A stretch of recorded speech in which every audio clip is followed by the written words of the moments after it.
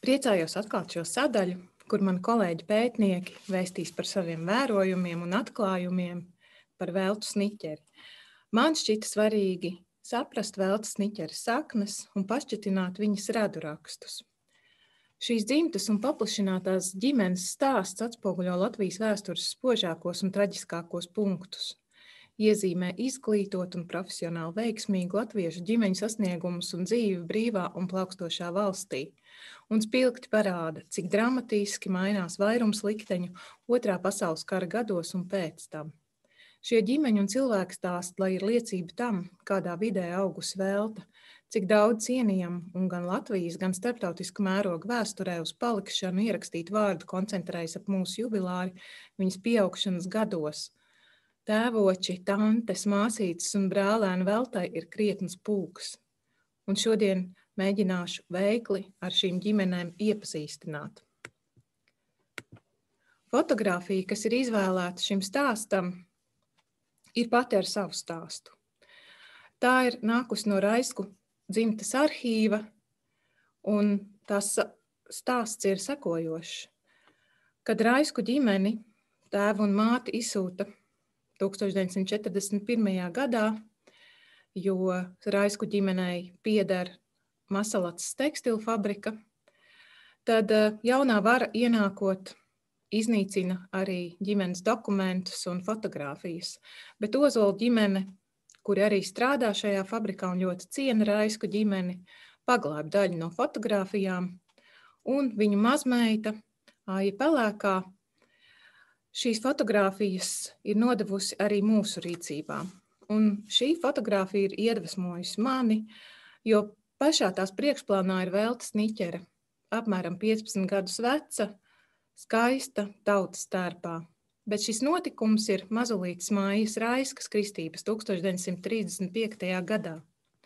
No veltas ģimenes šajā fotogrāfijā mēs redzam tēvu Reinholdu, māti Emmu, brāli Pēteri un veltu, bet veltai ir arī vēl 3 māsiņas – Nora, Lilija un Aija. Aiju mēs arī šodien redzēsim.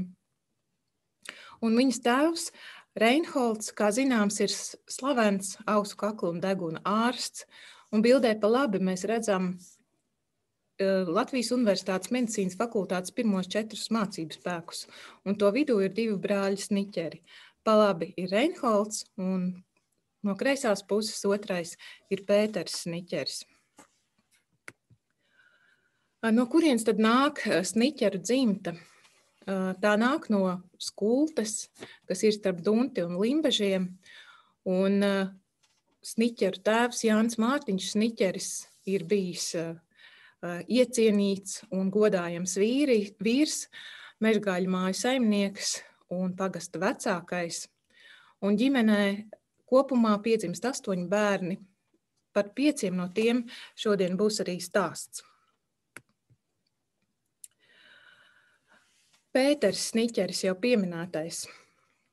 Tēvam Mārtiņam, kā pagastu vecākajam, bija labas attiecības ar Skultes baronu, un tas bija aicinājis vecāko dēlu Pēteri pēc draudzes skolas beigšanas pamācīties vēl kopā ar viņa bērniem.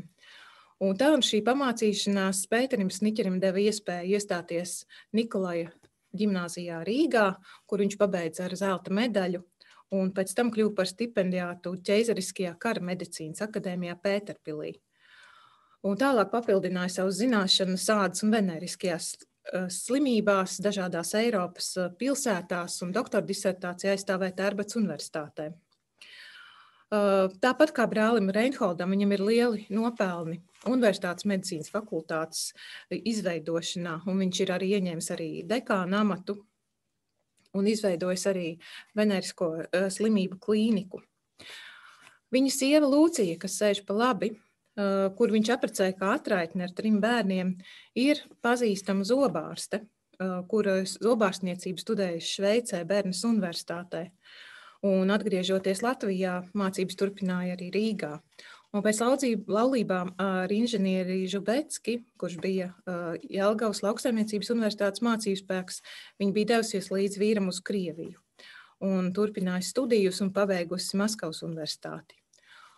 Un blakus veltai sēž viņas brālēns un iepriekš minēto Dēls Alfs, kurš bija jauns un daudzsološs medicīnas students, kad viņu 1941. gada 14. jūnijā izsūtīja, un 42. gadā viņš mira Soļkamskā. Pieminēšu vēl, ka Pēters Sniķeris, atšķirībā no sievas, 44. gadā palika Rīgā, cerībā sagaidīt savu dēlu un nezinot par viņa jau esošo likteni. Un viņš pat sāka strādāt medicīnas fakultātē, atsāka, bet jau 44. gada decembrī mira. Interesanti, ka viņš arī rakstīja iesniegumu Augustam Kirhenšteinam ar lūgumu sekmēt Alfa atgriešanos, un Kirhenšteins lūgumu tālāk nosūtīja LPSR valsts drošības tautas komisāram Alfonam Novikam. Un 45. gadā Noviks Kirhenšteinam paziņoja, ka Alfs jau 42. gadā ir miris. Saistībā ar Pēteru Sniķeri vēl interesanti ir tas, ka viņam bija vairāki nami Rīgā, un slavenākais no tiem, kas tiek arī saukts par Sniķera namu, ir arhitekta Ēžena Laubes celtais nams, kas atrodas pretī Aleksandra Ņevska baznīcai. Pēters Sniķeris kolekcionēja arī mākslas darbu, ievērojumu kolekciju viņam piederēja pirms kara, un tāpat arī porcelānu.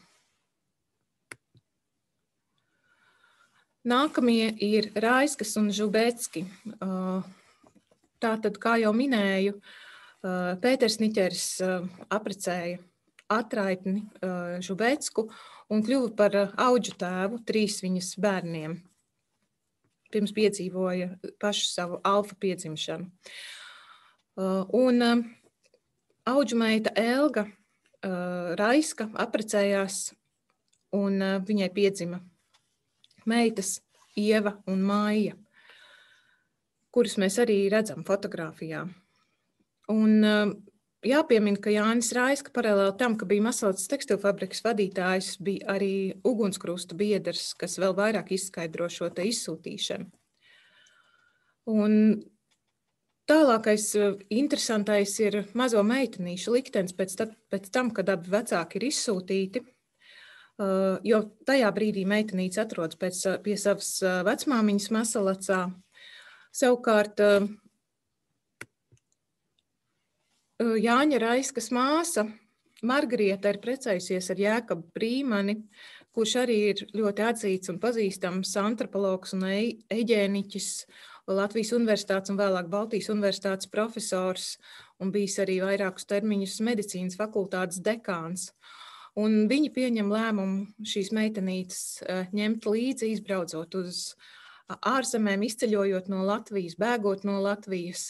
Viņi nomaina viņu uzvārdu uz Prīmanis, un tā nu šīs te mazās meitenītes dzimušas Raiskas kļūst par Prīmanēm. Interesanti saikne veidojas tajā brīdī, kad jaunajā gaitā satiek Velta Sniķere un Ieva Prīmane caur savu dzeju. Šeit vēl redzami abi audžu dēli, Edgars Žubeckis un Arnolds Vilhelms Žubeckis, un šeit ir vērts pieminēt, ka Edgars Žubeckis ir starptautiski pazīstams kā agronoms Latvijā un Kanādā un vairāku arī būtisku grāmatu autors. Šeit mēs vēl redzam arī trešā brāļa ģimeni. Trešais brālis Jānis Mārtiņš, kurš bija pazīstams Rīgas rūpnieks un veikalnieks, un kura mūžs arī, diemžēl, noslēdzās Soļkamskas koncentrācijas nometnē 42. gadā, tāpat kā viņa jaunākajam dēlam Jānim Miervaldim. Un no abām meitām īsu piezīmi veltīšu Inai Birutai, kura ir pirmās Latvijas sieviešu basketbola izlases spēlētāja un apprecējās ar mācītāju un universitātes profesoru Luda Bērziņa dēlu un ir medicīnas doktore. Un arī šim brālim piederēja slavens nams, kuru arī joprojām dēvē par Sniķera namu. Un tas atrodas Elizabetes ielā 69 pretī Vērmaņdārzam. Savukārt māsa Anna Tiltiņa dzimusi Sniķere pabeidza Maldoņa ģimnāziju Rīgā ar skolotājas diplomu un visu mūžu arī strādāja par skolotāju. Un abas viņas meitas izstudēja medicīnu. Un vēl viena māsa, Alma Johana Sniķere, ir viena no sava laika izglītotākajām Latvijas sievietēm, kur studējusi Tērbets universitātē, un uzreiz pēc Latvijas universitātes izveides iestājās tajā medicīnas fakultātē un ieguva bērnārsta tiesības.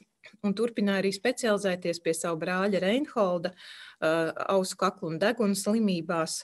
Un pēc tam visu brīvās Latvijas laiku ar atzīstamām sekmēm viņa vadīja arī ausu, kaklu un deguna slimību nodaļu Rīgas bērnu slimnīcā. Arī viņa izceļoja un mira ASV.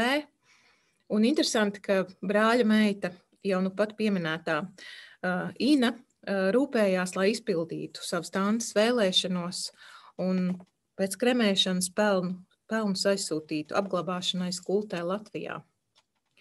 Manuprāt, šis īsais stāsts iezīmē šo te izcilību, vēlmi pēc izglītības, profesionālos panākumus un lielu ģimenisko saikni vismaz tajā stāstā, ko es jums pastāstīju. Tāpēc daudz laimes dzimšanas dienā, Kunka Punka!